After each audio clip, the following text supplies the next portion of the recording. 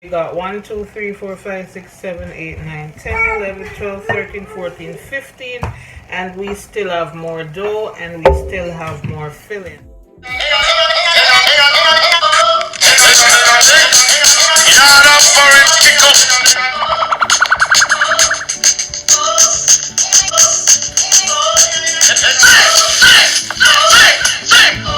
Hey guys, this is Charlotte Rose and welcome back to my channel. Y'all on Foreign Cooking TV, hosted by me, Charlotte Rose. You don't know.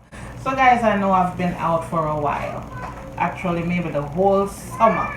But you know, because of circumstances and all that stuff, if you rearrange your life, homeschooling, work, all of that, you know, things just got pushed back for me with a whole bunch of stuff. So I hope you guys can understand my absence, and I really am gonna try to do better.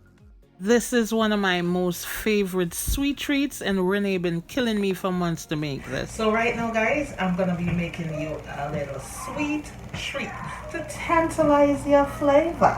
Okay, so that's the bang I'm coming back with right now, and Unaga love it. Honestly, Unaga love it. All right, I have a little sweet treat for y'all. Some gizzada, Jamaican gizzada. So this is my version of the gizzada, otherwise called pinch me round. So a quick little history about gizzada, guys. It came to us from Portugal in the 1530s. Some Portuguese Jews brought it to us, and we just take it and make it our own. They had a similar version called quesada. Okay, so this is what the coconut looked like in the shell. You would pry it out with a knife. So this is the coconut. When you take it out the shell, you grate it up and you get a nice flaky consistency. So this is what it looks like.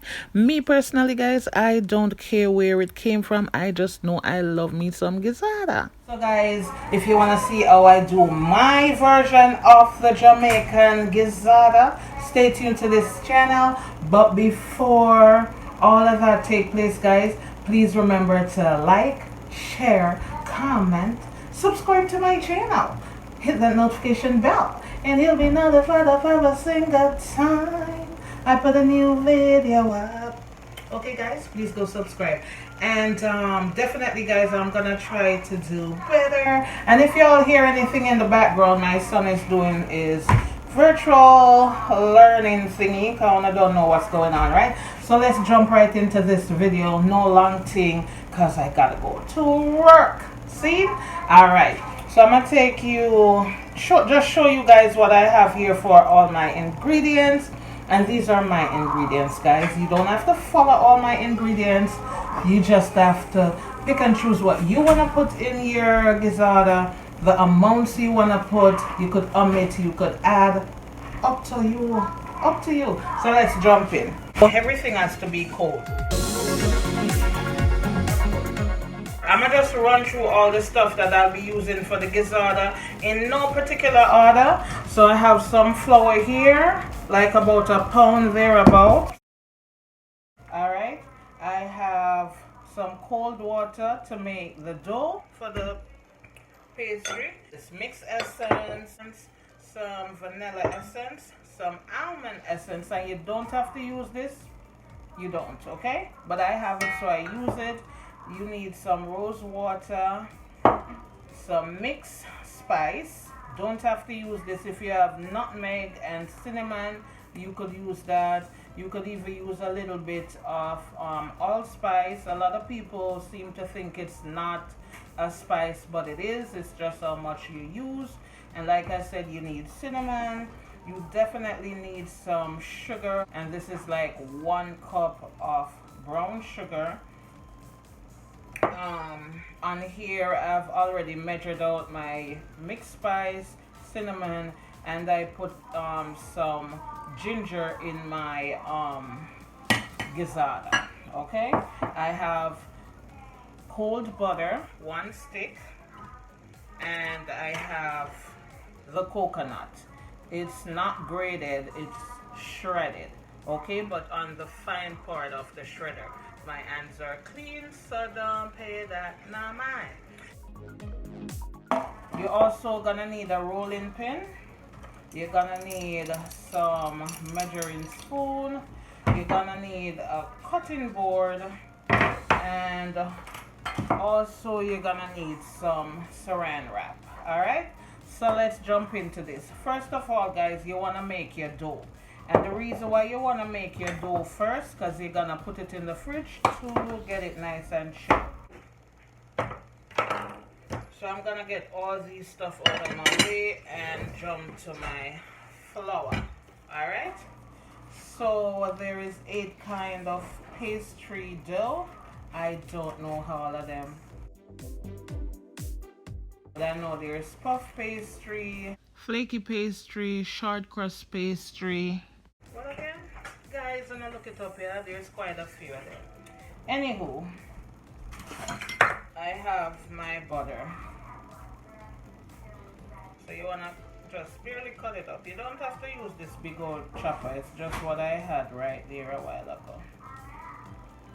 Alright, so you wanna carefully cut this up with whatever knife you're using. Alright, so when you have that, I honestly had some of the spice in my dough. I don't know about anybody else, but I had some in mine just to give it a little flavor. You don't want any baking powder or salt in here, right? Because the butter is already salted. So I have half teaspoon of the mixed spice in here, and then I'm just gonna use it on your best tool, okay?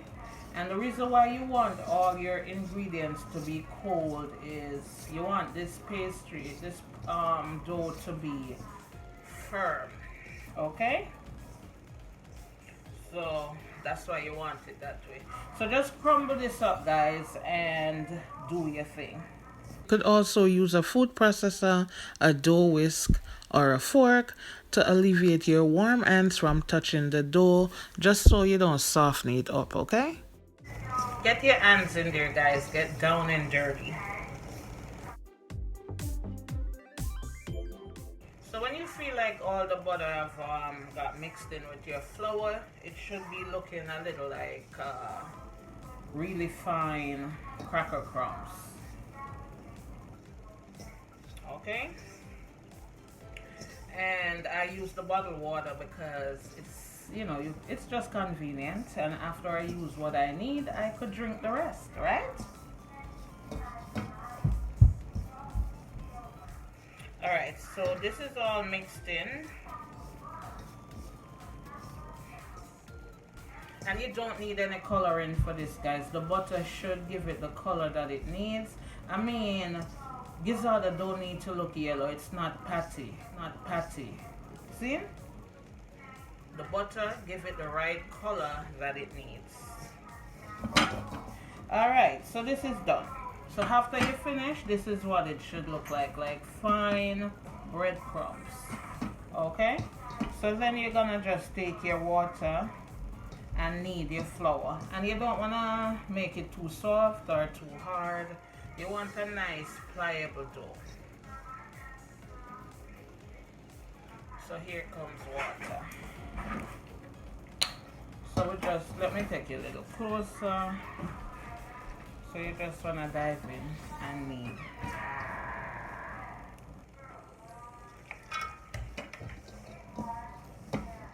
And guys, even when you're kneading regular flour for dumplings or whatever, the more water you put in, you're gonna get a softer dough.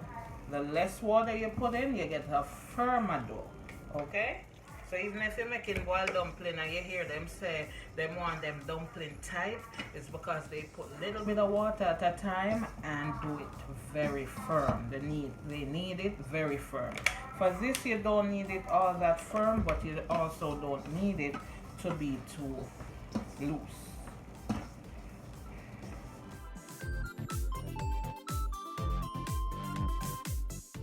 So as you can see, my dough is coming together nicely.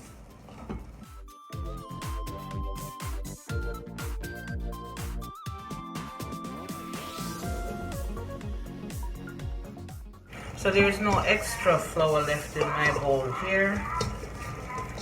So this is a nicely kneaded dough. See that? Nice. This is 1 pound of flour, right? Alright, so that is done. So I'm gonna set that to the side, and then I'm gonna grab my ceramic wrap, and I'm just gonna wrap it up, put it in the refrigerator. The most is like half an hour. If you're in a rush, you could put it in the freezer for 15 minutes. No longer than that, because you don't want it to freeze, right? So the fact that I'm going to work, I'm gonna put it in the fridge, and when I come back it should be perfect. So I'm gonna go wash my hands right now, and then clean up a little bit and come back and show you guys how I do the filling part of the coconut. So when I get back, guys, we're gonna just jump right in like I didn't leave. So the gizadas are done. See that? They're not dry out or not like that. Okay guys, so this is part 2 of this video where I'll be making the filling. So let's jump right in. For at this point, guys, you could taste it to see if it need anything else. This is the point that you do that, okay?